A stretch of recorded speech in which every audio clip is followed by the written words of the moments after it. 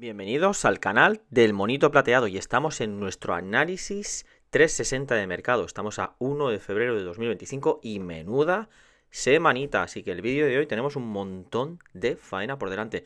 Oro rompiendo máximo histórico nominal en dólares. ¿Cuál es su proyección? Hablaremos de eso. Plata también con bastante fuerza. Índices SP500 y Nasdaq con sufrimiento desde el minuto cero de la semana con la historia de DeepSeek. Bonos europeos subiendo por la bajada de tipo del Banco Central Europeo. Bonos americanos una ligera subida. Y también analizaremos las noticias más importantes de la semana. También analizaremos una de las empresas que nos ha pedido un suscriptor, que es Amrest, que es española. Lo veremos todo en el vídeo ahora mismo. Vamos allá y vamos por faena.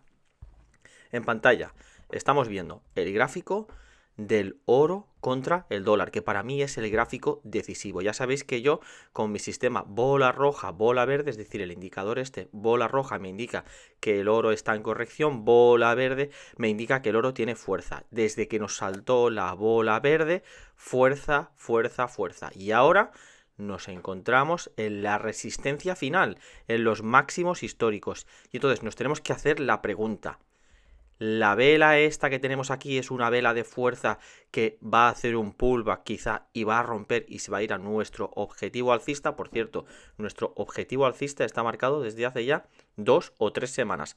2.889 dólares por onza. Eso querría decir que el oro, según mis proyecciones, todavía le queda un 3 y pico por ciento de subida. La cuestión de si estamos ante una rotura con fuerza y contundente que se va a ir pues hacia arriba y quizás hasta los 3.000, no lo sabemos, o si vamos a tener un retroceso, está en la vela de la semana que viene desde mi punto de vista, ¿vale? Ya sabéis que yo contemplo 3 figuras de vuelta. Una figura de vuelta es una vela con un rabo enorme y un martillo apuntando hacia abajo. Esa vela no se ha producido esta semana, por lo tanto la tenemos que descartar. La segunda figura de vuelta es una vela contundente después de una vela como esta, que sea muy grande, ¿vale?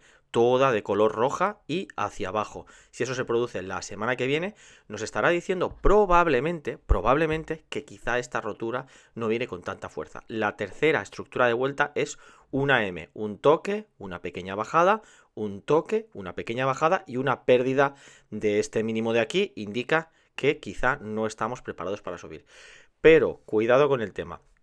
Hasta que no se produzcan esas estructuras de vuelta, para mí lo más probable es que veamos los 2.889. Por lo tanto, debemos seguir al mercado. El oro está muy fuerte y después de correcciones tipo bola roja, bola verde, normalmente cuando te da velas así tan contundentes que tocan el máximo retroceso, toca el máximo un poco de retroceso. De hecho, durante la semana hemos tenido aquí un movimiento de nube del cual hablaremos ahora mismo.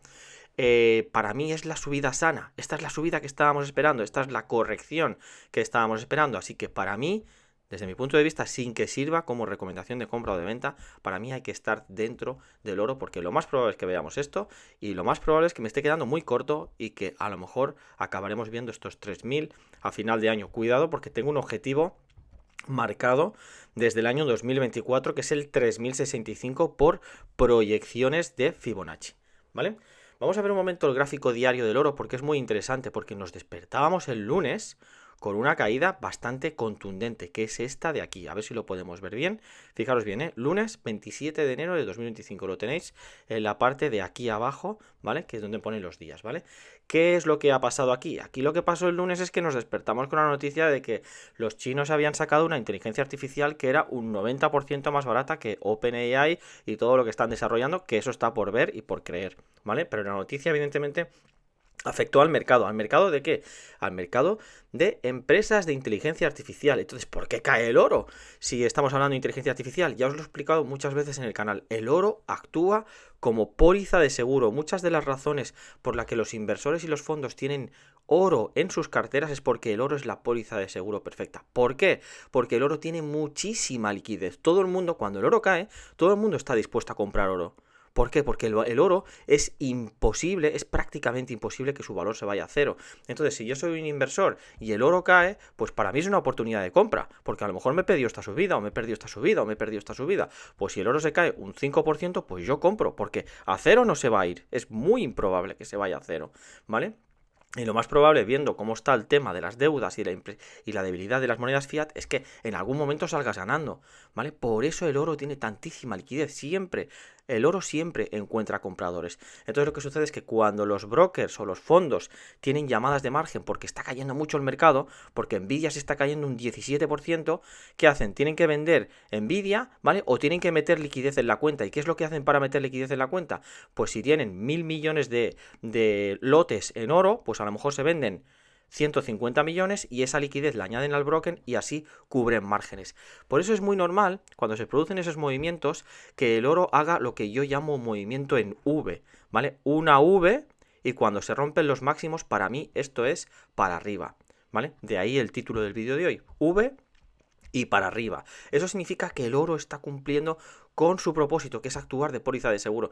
Y tenemos un ejemplo muy claro. Fijaros bien, aquí el 5 de agosto de 2024, que es cuando se produjo el evento del carry trade en Japón, fijaros cómo el oro hizo ese movimiento también de V, rotura de máximo y hacia arriba, ¿vale? V y hacia arriba. Y también el más sonado de todos, evidentemente, fue el del COVID. El del COVID fue el evento, fijaros, aquí está, fue el evento de V y hacia arriba más sonado del oro. ¿Por qué? Porque actúa como póliza de seguro y los gestores de fondos prefieren vender posiciones de oro, ¿vale? Porque para eso lo han comprado un 5, un 10% de oro para que actúe como póliza de seguro en caso de que suceda algo, y así no están obligados a vender las acciones, por ejemplo, de Nvidia, que ellos creen que es una bajada puntual, tienen que atender los márgenes porque están apalancados, cuidado, ¿eh? Y luego cuando vuelva a subir Nvidia, a lo mejor compran Nvidia un poquito más barato, por decir algo, y cuando vuelva a subir, pues capitalizan toda esa pérdida sin tener que haberse deshecho de las acciones de Nvidia. Lo que ha sucedido esta semana, lo que sigue fundamentando es fuerza, fuerza, fuerza en el oro, ¿vale? Importante. Y hoy tenemos que hablar de la plata, porque la plata ahora mismo la estamos viendo en gráfico diario, ¿de acuerdo? Pero la plata, si la vemos en formato semanal y la acercamos un poquito, fijaros cómo no está nada mal, ha tenido un repunte significativo, hemos tenido el cierre, fijaros, los cierres son muy importantes, fijaros el cierre, un toque aquí, un toque aquí, un toque aquí, un toque aquí, y hemos cerrado aquí, aquí también hubo cierres que no conseguían consolidar. Básicamente estos 31,5 están suponiendo una especie de resistencia al precio. Para mí está claro que si el oro consigue hacer ese pullback a la zona de máximos anteriores y subir hasta esos 2.800, 2.900 redondeando, o incluso llegar a los 3.000, lo más normal es que la plata acabe por despertar. Y cuidado, porque la plata es muy volátil. Incluso aquí nos podrían llegar a saltar bolas verdes. Si saltan bolas verdes, no descartaría volver a ver la plata tocando los 35.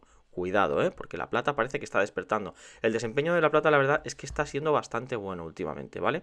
Además hay algo muy curioso, la relación entre el oro y la plata. A veces es la plata la que despierta antes que el oro. Y cuando eso sucede, es decir, cuando unas horas antes la plata despierta y a lo mejor unas horas después tenemos al oro que también despierta, eso suele ser una señal de fuerza. Y eso sucedió el jueves por la mañana, nos despertamos con una subida bastante contundente de la plata, fijaros bien, ¿eh? Y el oro siguió detrás, ¿vale? También con fuerza. Eso suele ser bastante buena señal, ¿eh? Fijaos el software en formato diario, cómo va marcando este campo de minas, porque es lo que es un campo de minas, de resistencia, resistencia, resistencia. De hecho, estas que están pintadas en verde, el software interpreta que se han superado y se han roto y le queda la última resistencia, que es el último bastión este de aquí. Una vez supere esto, tiene vía libre hasta los 35, ¿vale? Pero cuidado porque la plata está manipuladísima y no sabemos si nos van a dejar pasar de ahí. Vámonos a ver ahora el SP500, porque el SP500 ha sido el protagonista de la semana. ¿Por qué? Porque tiene una ponderación increíble de valores de inteligencia artificial. Además, tenemos que pensar que esta semana hemos tenido resultados de varias empresas. Ha publicado Apple, ha publicado Meta, ha publicado Tesla, ha publicado Microsoft, han publicado varias de las 7 magníficas. Lo voy a acercar un poquito para que se vea qué rabo semanal más feote. Estos rabos son feotes y encima en zona de máximos. Es como que no puede, lo intenta, pega aquí, no puede, pero cuidado porque todavía tenemos bola verde y no hay nada que nos haga indicar de momento de momento, cuidado, que tenemos problemas. Pero en formato diario, que es lo que estamos viendo ahora, fijaros cómo constantemente está pegando aquí arriba y parece que no consigue. Yo creo que aquí lo que se está formando es una presión compradora. Cada vez los precios se empujan más hacia arriba, presión compradora, y en el momento en el que consigan saltar, saltará por los aires como si fuera una botella de champán, ¿vale? Saltará por los aires el corcho, y para mí, yo tengo claro que un posible objetivo del S&P500, así muy alcista, sería este 6.600, por aquel dato que os comenté de aquí en la lista que decía que veríamos una subida del S&P500 desde el 666 que se produjo en la gran crisis financiera del año 2008 hasta el 6.666, un poco para poner el número redondo ese tan raruno que se quedó. También tienes que tener en cuenta un dato importante. Estacionalmente en febrero, la primera quincena de febrero suele ser bastante alcista, pero la segunda suele ser bastante bajista, ¿vale? Simplemente para que lo tengamos en cuenta, porque hay muchos inversores que lo que hacen es, inversores particulares, que lo que hacen en enero es empezar a poner dinero en bolsa, reestructurar la cartera, y también hay muchos fondos de pensión que también se dedican a invertir en bolsa en SP500. Entonces ese dinero que entra en mercado lo que hace es que la estacionalidad de los primeros meses, es decir, de los primeros 45 días del año en SP500 suele ser bastante positiva. Luego tenemos un parón, y luego la estacionalidad positiva se alarga hasta el 15 de abril, si no recuerdo mal, precisamente porque los fondos de pensión tienen tiempo de hacer aportaciones periódicas a bolsa, pero computan para el año fiscal anterior. El otro día hablábamos de la caída de Nvidia, ¿vale? Vamos a ver un segundo, a ver cómo ha quedado Nvidia. La verdad es que el gráfico de Nvidia se nos está poniendo un poco feote, porque fijaros el gap de apertura que nos dio aquí, lo ha intentado alcanzar con esta subida y esta bajada, pero al final acabamos con una caída bastante importante, ¿vale? El otro día un suscriptor nos decía que Nvidia había activado un objetivo bajista a 100, y no me parece nada descabellado, porque en realidad lo que está haciendo Nvidia, si nos fijamos bien, después de esta gran subida, fijaros qué subida más contundente, la media de 200 siempre ha ido muy separada de la media de 200, pero ahora mismo está luchando contra la media de 200, entonces lo más normal es que si la pierde, nos vengamos a tocar este nivel de 100, tiene mucha razón, ¿eh? Ahora bien, ¿podría significar esto el estallido de la burbuja de la inteligencia artificial? Yo creo que nos queda un poquito más. De hecho, si nos fijamos, por ejemplo, se compara mucho a Nvidia con Cisco. Aquí lo tenemos. Tenemos ahora a Cisco del año 1999 hasta el año 2001, que es cuando hubo el pinchazo de la burbuja de las .com, ¿vale? Si os fijáis bien, cuando hubo el pinchazo, se experimentaron caídas impresionantes, ¿vale? No del 17%, no, del 32%.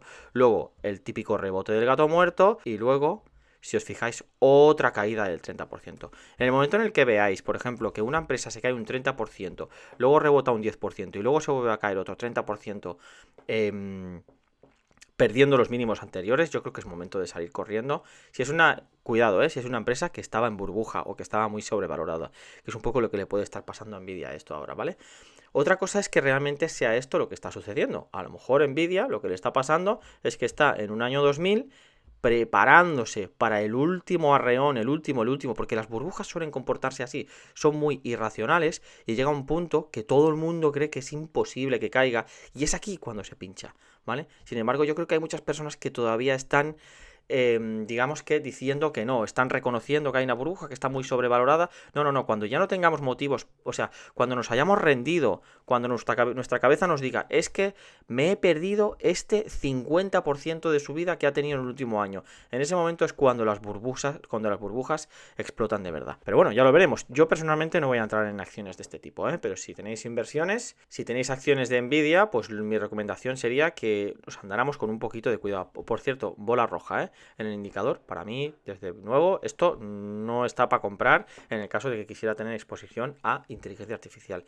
Yo creo que hay otras empresas de las 7 magníficas que tienen cierta exposición a la inteligencia artificial y son mucho más sólidas que Nvidia, personalmente, ¿vale? Pero eso es lo que yo creo. Vamos a analizar ahora una empresa que nos ha pedido un suscriptor, que es esta, que se llama AmRest Holdings, que por cierto, cuando he buscado un poco en internet me he dado cuenta de que es una empresa de restaurantes y entiendo que uno de los restaurantes que tiene es la Tagliatella, que seguro que tiene muchos más, ¿vale?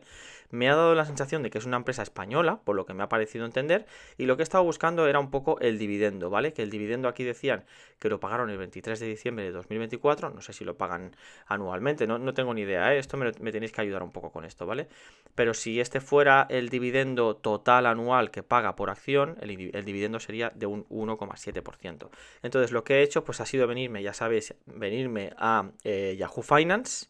He estado mirando un poco los datos que estoy viendo aquí. Vale, sí, fijaros bien, la previsión del dividendo es un 1,70 y pico por ciento, sí que es verdad, ¿qué es eso? Sector de consumo, evidentemente, y restaurantes, porque se dedica pues a esto, cafeterías, restaurantes, pizzerías, y entiendo que está operando en Europa y en China e internacionalmente. Ah, es interesante. Ah, mira lo que tiene. Tiene el Kentucky, Pizza Hut, Burger King y Starbucks. Pues no está mal.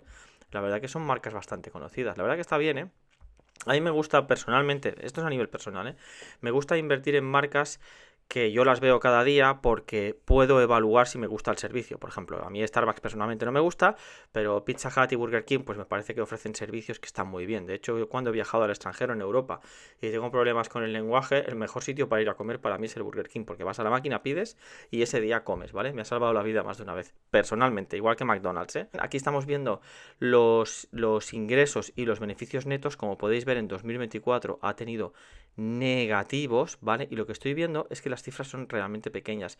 Pérdidas de 25 millones, pérdidas de 12 millones, pérdidas de 100 millones, cuidado, Pero aquí en el último quarter de 2024 ha tenido beneficios de 114 millones. Bueno, no tiene pinta de que esté yendo muy bien la compañía, De hecho, si nos fijamos en el gráfico, que ya lo he mirado antes, pues el gráfico no tiene muy buena pinta. Si le ponemos muchas unidades, fijaros bien, estas son todas las unidades que me da el broker ¿vale? Desde máximo hasta la cotización que tiene ahora, pues es una empresa que ha caído un 65%, ¿vale? Aquí habría que preguntarse qué es lo que está pasando. Por desgracia, si habéis invertido en esta empresa y habéis invertido por esta zona de aquí, la cosa quizá no pinta muy bien, ¿vale? Ojo, que eso no quiere decir que no sea una buena empresa y luego pueda coger y sus cotizaciones puedan subir, pero habría que estudiar qué es lo que ha pasado aquí. Aquí tiene pinta, viendo la fecha en la que se produjo esto, tiene pinta de que esto fue la afectación del COVID y que todavía no se ha recuperado. Pero cuidado con esto, porque por ejemplo, si os fijáis en IAG, ¿vale? Que la analizamos también hace poco en el canal, si os fijáis en IAG, la aerolínea española, pues también tuvo una caída espectacular en el COVID y mucho más fuerte que la de Tagliatella y Amres que estamos viendo ahora. Luego tuvo una estructura de recuperación y justo fue cuando recuperó finalmente la media de 200 en formato semanal, que es la que me gusta a mí ver, que genera muy poco ruido. Fijaros bien que bien actuó, Cuando superó esta media, hizo aquí una estructura de acumulación y luego ha salido volando por los aires. Y aquí, cuidado, porque aquí hay una subida espectacular, De 2 prácticamente a 4. Esto es un 100%. Cuidadísimo, O sea que, por cierto, la persona que invirtió, que me pidió que le analizara esta compañía y estaba invertido, pues felicidades, chapó, porque estás ganando un dineral, la verdad.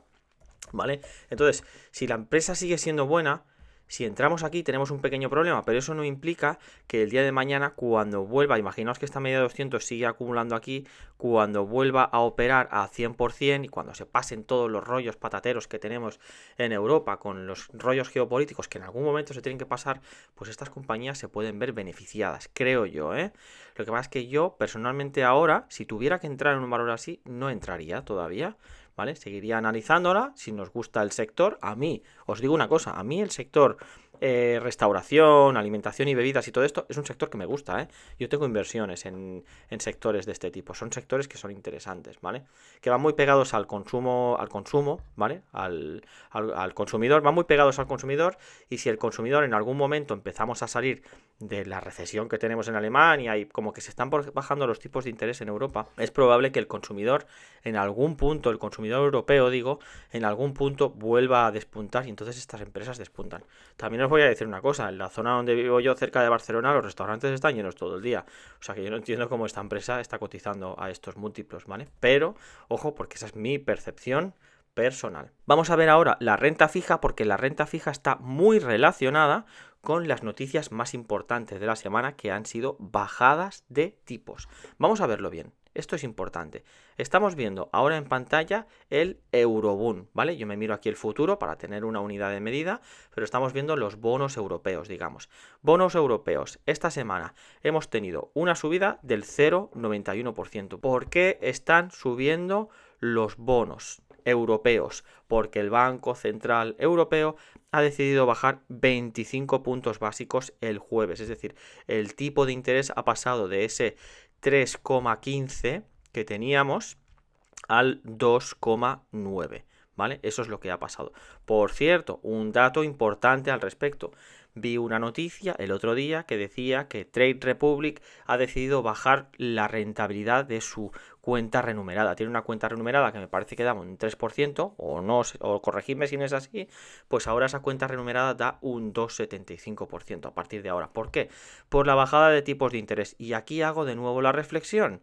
Las cuentas renumeradas de los bancos y de estos agentes económicos lo que hacen es comprar bonos, y está clarísimo. Por eso mismo, cuando los tipos de interés del Banco Central Europeo bajan, esas cuentas renumeradas van a bajar. Sin embargo, si yo tengo bonos, que yo tengo bonos europeos, a mí los bonos no me van a bajar, porque esos bonos son renta fija y su rentabilidad es fija. Y yo tengo una rentabilidad que está por encima del 3%. Es decir, si el Banco Central Europeo ahora baja tipos, porque además se espera que baje 2 veces los tipos este año, ¿vale? Por lo tanto, esta cotización de aquí podría subir otros 50 puntos tranquilamente, 50 o 100 puntos tranquilamente, ¿vale? Pues lo que va a hacer es que mis bonos sean más atractivos, porque yo tendré un rendimiento de más del 3% y el rendimiento digamos, del tipo de interés neutral del Banco Central Europeo a lo mejor estará en el 2,40%, porque son 50 puntos menos de 2,90, que es donde está ahora, ¿vale? Y entonces mis bonos, que son del 3 y pico por ciento, son más interesantes que los nuevos bonos que se vayan a emitir. Y las cuentas renumeradas, evidentemente, bajarán del 2,75, a lo mejor bajarán al 2,25. Y yo, de nuevo os digo, tengo unos bonos que son a larga duración, ¿vale? Y que me están dando un 3 y pico por ciento. Por eso los bonos los considero tan interesantes. Aparte, los bonos cotizan y yo los puedo vender cuando quiera. Si esto sube mucho, porque se hacen muy interesantes, no solo gano por la rentabilidad que me da anualmente, sino que gano también por la plusvalía, la diferencia de precio de compra y precio de venta. Pero esta es mi percepción. A los bonos no hay que ignorarlos. La mayoría de inversores profesionales invierten en bonos. Y luego, en cambio, si vemos los bonos americanos, ¿vale? Pues los bonos americanos han experimentado una ligera subida, aunque aquí tenemos la vela roja aquí, ¿vale? ¿Por qué? Porque la Reserva Federal hemos tenido una reunión y no ha tocado tipos, ¿vale? ¿Qué es lo que se espera del Banco Central Europeo en 2025? Que baje 3 veces los tipos. Ya los ha bajado una primera vez, se espera que los baje en marzo y se espera que los baje seguramente en la reunión de septiembre. ¿Qué se espera de la Reserva Federal? De la Reserva Federal se espera que los baje 2 veces este año. ¿Por qué? Por lo que vamos a ver ahora mismo. Vamos a ver el crudo. Ahí lo tenemos. El crudo lo tenemos en 72. Lleva 3 semanas, bueno, 2 semanas bajando. De hecho, las 2 semanas que tenemos a Trump como posesión de presidente de Estados Unidos. Y ya comentábamos la semana pasada que Trump va a presionar para que los precios del crudo bajen. ¿Por qué? Porque él va a presionar para que se bajen los tipos de interés.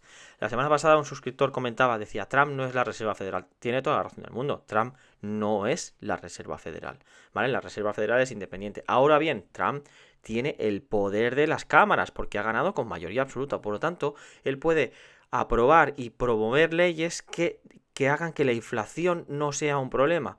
Y por ejemplo, el crudo, cuando el crudo baja, hace bajar la inflación.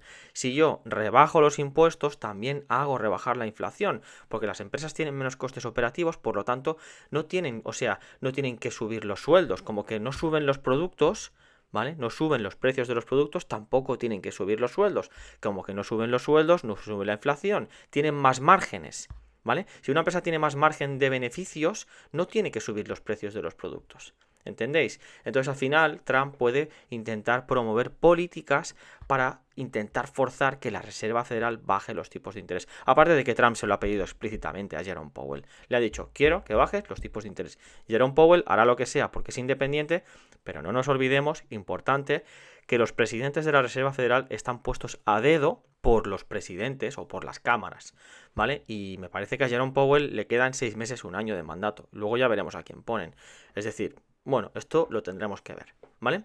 Entonces, con un petróleo que no está suponiendo un problema y una inflación que no está suponiendo un problema, vamos a ver si vemos el dato en el calendario económico. El PMI de Chicago, que es una zona muy industrializada. PMI son el PMI de manufacturas, en este caso, ¿vale? Que es una zona muy industrializada, lo veis aquí, ¿no? De manufacturas, ¿vale? Es una zona muy industrializada.